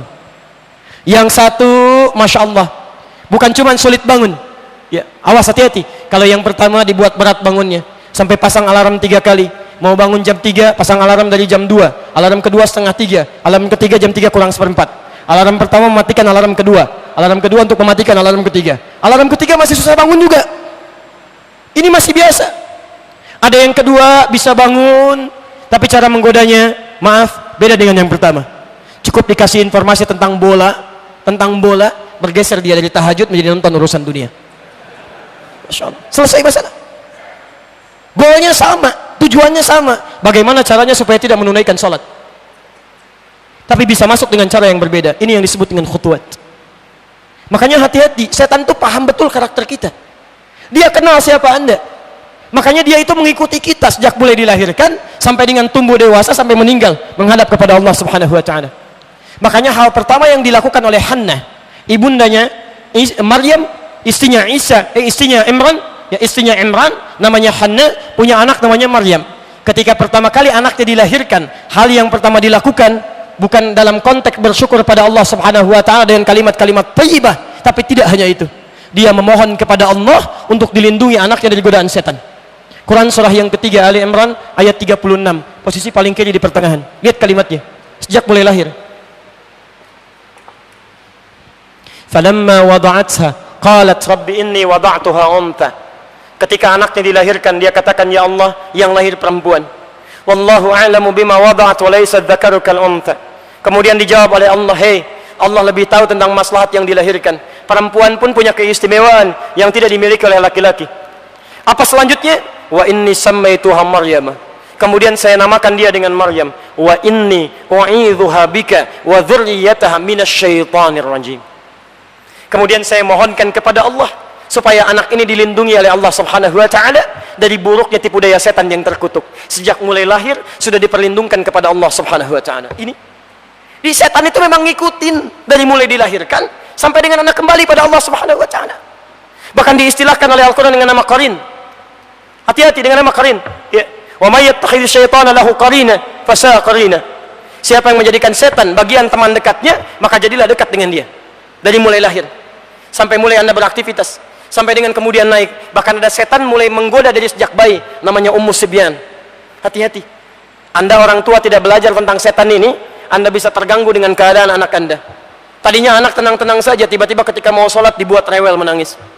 Tadinya anak tenang-tenang saja, ketika baca Al-Quran dibuat mengganggu Anda supaya tidak bisa membaca Al-Quran. Ini Ummu Sibyan.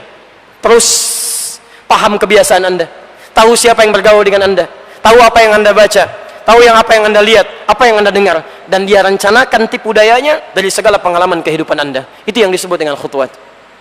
Sekarang saya ambil contoh satu, dan insya Allah kita berhenti di sini, ya, karena waktu kita sudah masuk pada bagian akhir. Kita ambil satu contoh yang paling berbahaya, yang masuk lewat ibadah kita, namanya khanzab. Namanya khanzab.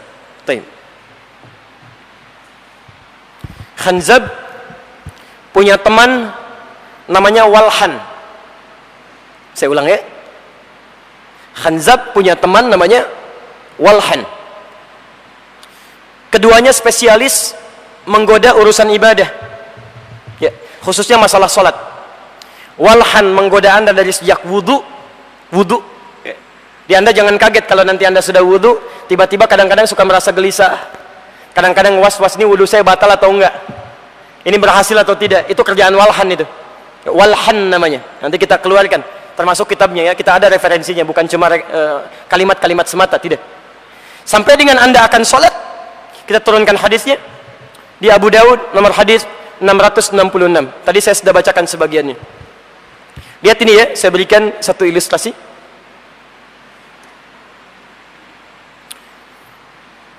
Aqimus sufuf. Nabi SAW sebelum menunaikan salat berbalik pada para sahabatnya. Nabi katakan, aqimus sufuf. Tegakkan saf, luruskan. Fokus. Tidak disebutkan kalimat aqim dalam bahasa Arab. Berasal dari kata qama, ya, qama. Aqama yuqimu, iqama dari kata qama yang berarti tegak, berdiri tegak. Ya. Tidak miring kanan, miring kiri, depan atau belakang. Ya, tolong fokus sebentar. Yang kedua, ini yang jarang sekali diketahui oleh banyak orang yang sholat. Tidak disebutkan kata iqama, kecuali yang kedua, posisi kaki itu lebar, tidak selebar, maaf, tidak terlampau lebar, misalnya begini. Dan tidak terlampau rapat, misal begini, tapi sejajar dengan bahu. Ya. Jadi kalau Anda turunkan, ya sejajar dengan bahu. Aqimus sufuf kata Nabi, mulai Anda sholat berdiri tegak, badannya tegak, kemudian kakinya lebarnya selebar dengan bahu, tidak terlampau lebar begini, tidak juga terlalu rapat. Ya. Itu berdiri yang seimbang. Taib. Yang paling menarik, hadhu bainal manaqib wal aqdam. Kemudian mulai luruskan kata Nabi, rapatkan dan luruskan. Ukuran rapat dan lurusnya, ini yang paling menarik. Satu, disebut lurus oleh Nabi. Kata Nabi, kalau tumitnya itu sejajar dengan bahunya. Tumit sejajar dengan bahu. Jadi kalau antum ingin meluruskan saf dalam sholat, ya praktek Nabinya, yang diluruskan kakinya itu bukan jari bagian depan, tapi tumit bagian belakang. Saya senang sekali dengan imam kita tadi Ustadz waktu sholat Jumat. Beliau sampaikan, tolong luruskan, rapatkan, tolong tumitnya yang menempel kepada garis. Itu benar. Hadisnya di Abu Daud nomor hadis 666. Ya. Ingat, saat Anda ingin meluruskan, ukuran lurus bukan jari bagian depan. Bukan jari bagian depan, tapi tumit bagian belakang. Jadi saat ada garis, Anda luruskan dengan tumitnya di sini, maka otomatis bahunya akan sejajar. Kalau tidak percaya silakan. Anda luruskan tumit bagian belakang dengan jaris, itu otomatis bahu akan sejajar. Itu ukuran Nabi. Kalau Anda luruskan kaki bagian depan, perhatikan, kaki bagian depan, ukuran kaki kan macam-macam. Misal begini, ini kaki bagian depan, ini tumit bagian belakang. Anda luruskan kaki bagian depan, lihat, ukurannya beda-beda. Ada ukuran 38, 39, 40, 41, 42. ketika Anda luruskan kaki bagian depan, itu secara otomatis bahunya pasti akan bengkok. Makanya Nabi tidak sungkan, kalau saf belum lurus, beliau keluar ke barisan. Beliau luruskan bahunya. Kemudian beliau minta untuk dirapatkan. Paham sampai sini? Baik. Apa pentingnya? Teruskan kalimatnya. Wala tadharu furjatin lisyaitan. Kemudian mulai rapatkan saf kalian, jangan berikan celah bagi setan untuk masuk. Lihat kalimatnya. Furjatin lisyaitan. Wala tadharu furjatin. Jangan berikan celah bagi setan masuk. Tidak disebutkan furjah dalam bahasa Arab kecuali celah yang muncul di antara satu sudut yang menempel. Celah yang muncul di antara satu sudut yang menempel seperti ini. Ini ada sudut nempel. Ini ada celah. Ini furjat namanya. Furjat. Ya. Begini. Kalau seperti ini khalal namanya. Khalal.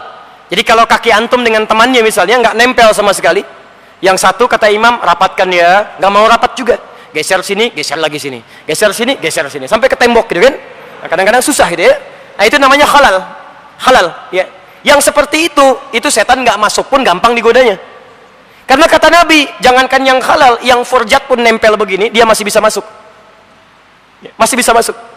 Makanya bagaimana cara meluruskannya? Sekarang perhatikan, fokus. Kadang-kadang kan dalam sholat ada yang berdirinya kaki tumit bagian belakang ke belakang, kaki bagian depannya keluar begini. Kalau antum praktekkan, kaki jari bagian depan keluar begini, yang tumit ke belakang begini. Jelas di sini? Baik, sekarang perhatikan, fokus. Berdiri semacam ini, kalau badannya tegak sepanjang menghadap kiblat, itu benar berdirinya, sah. Berdasarkan keterangan Nabi di hadis riwayat Al-Bukhari nomor hadis 751, 757, di hadis Muslim hadis 397. Famastaqbil kiblat, berdiri menghadap ke arah kiblat. Sepanjang Anda salat berdiri begini menghadap ke arah kiblat, sah salatnya. Cuma berdiri seperti ini, walaupun salatnya sah, masih beresiko digoda oleh setan. Sebab kalau teman Anda yang samping berdirinya begini pula, misal ini kaki kanan, ini kiri, berdiri begini. Kaki teman Anda yang kiri berdirinya sama. Jarinya yang kiri ke sini, kanannya kemudian ke dalam. Fokus, tadinya begini. Teman yang di samping ikut sama begini juga. Kaki kirinya berdiri begini, yang depannya nempel ke depan, yang belakang kemudian terbuka. Ini celah yang muncul dari kaki yang menempel di depannya, ini yang disebut dengan furjat. Kata Nabi, pada yang seperti ini pun setan ikut masuk. Itu yang dinamakan oleh Nabi dengan hanzab. Setan ikut masuk. Maka bagaimana caranya? Caranya kata para ulama, kalau Anda ingin menutup celahnya dengan bahasa Nabi wala tadharu furjatin lisyaitan, maka tutup celahnya dengan menempelkan bagian kaki Anda seperti ini. Berdiri lurus, kaki depan, kaki belakang Anda berdirikan lurus begini. Kemudian temannya berdiri lurus, depan dengan belakang, Anda mulai tempelkan satu dengan yang lainnya begini. Tapi ketika ditempelkan seperti ini minimal akan beda suasana sholatnya. Kalau nggak percaya silahkan. Nanti sholat subuh, antum sholat di masjid ini atau di masjid lain, antum praktekkan seperti Nabi tadi sampaikan. Cara berdirinya sekarang rapatkan satu dengan yang lain, lurus begini, tempelkan satu dengan yang lainnya seperti ini. Demi Allah saya katakan, akan ada suasana berbeda sholatnya dibandingkan terpisah safnya begini. Apalagi seperti ini. Tapi hati-hati, hadisnya belum selesai. Walayyinu bi'aidi ikhwanikum. Jangan sampai semangat kalian untuk menempelkan kaki begini menjadikan tangan teman kalian di samping sulit untuk bergerak. Begitu rapat begini mau takbir susah gitu kan? Nah, ini tidak diinginkan oleh Nabi. Anda keluar dari ketentuan ini, masuk hanzab kepada Anda, memberikan was-was. Dia katakan, ingat ini ya, ingat itu ya, sampai terjadilah hatta la yash'urul musalli kam raka'atan yusalli. Ada orang salat yang tidak sadar berapa rakaat sedang menunaikan salatnya. Teman-teman sekalian, itu baru satu setan yang datang menggoda, menjadi musuh kita dalam keadaan kita menunaikan ibadah harian, yaitu menunaikan ibadah salat. Apalagi dengan setan-setan yang lainnya. Dan Anda harus khawatir dan harus waspada, karena di antara setan juga ada yang sibuk menggoda manusia dan datang dalam suasana ta'lim. Hati-hati, ada setan ta'lim yang tugasnya menanamkan perpecahan, menanamkan hal yang tidak nyaman dalam suasana ta'lim. Itu akan muncul. Nanti lain waktu mungkin bisa kita bahas, yang Anda mesti waspada dengan itu. Bahkan oleh Quran disebutkan, ada orang-orang yang tergoda oleh setan, kemudian timbul permusuhan di situ, dan dia merasa telah berbuat benar, padahal dia dekat dengan kesesatan dan tergoda oleh tipu daya setan. Itu ada di Quran, diantaranya surah ke-18 Al-Kahf, dari ayat 103 sampai dengan 104-nya. Hati-hati, ya, wahum yahsabuna annahum yuhsinuna sun'a. Mereka merasa telah berbuat baik dalam kehidupannya, padahal telah dibuat terpisah terpedaya oleh setan yang sangat berbahaya dalam kehidupan mereka. Saya barangkali tidak punya cukup waktu yang banyak untuk menguraikan semua bahasan ini, karena telah sampai pada waktu yang menjadi batas pertemuan kita. Ya, tapi saya berikan pesan kepada Anda semua, mudah-mudahan kita semua semakin waspada, belajar kembali tentang setan, belajar kembali tentang musuh kita ini. Dan saya tutup dengan kalimat terakhir. Ingat betul ini? Ingat betul? Ternyata iblis tidak hanya menanamkan sifat setan pada kalangan jin yang tidak nampak, tapi juga ada usaha iblis untuk menanamkan sifat setan pada makhluk yang tampak. Dan di antara yang tampak itu adalah manusia. Ingat, setan beda dengan iblis. Kalau iblis makhluknya, setan sifatnya. Kadang-kadang dia tidak bisa menggoda dengan was-was, tapi dia akan masuk kepada makhluk di sekitarannya untuk memalingkan kita dari ketaatan kepada Allah Subhanahu wa taala. Karena itu saya tutup, disebut di Quran surah terakhir di An-Nas, sifat setan yang kedua, dia bisa berwujud. Masuk ke dalam wujud makhluk yang tampak. Minal jinnati wan nas. Kalau dia tidak bisa menyusup lewat relung hati kita, dia akan masuk pada makhluk di sekitaran kita. Hati-hati, setan bisa jadi TV, setan bisa jadi handphone, dan setan bisa jadi manusia. Jadi kalau antum pulang ke rumah, maaf, istri antum sedang akan menunaikan tahajud, tiba-tiba suaminya mengatakan, "Ma, sini, ini ada tayangan bola bagus nih, tolong temani dulu papa." Masya Allah, pada saat yang bersamaan antum sedang menjadi, bukan saya yang bilang ya, itu antum sendiri. Baik, jadi saya cukupkan dulu sampai dengan uraian ini. InsyaAllah kita teruskan dalam kesempatan yang berbeda. Subhanakallahumma bihamdika asyhadu an la ilaha illa anta astaghfiruka wa atubu ilaik. Assalamualaikum warahmatullahi wabarakatuh.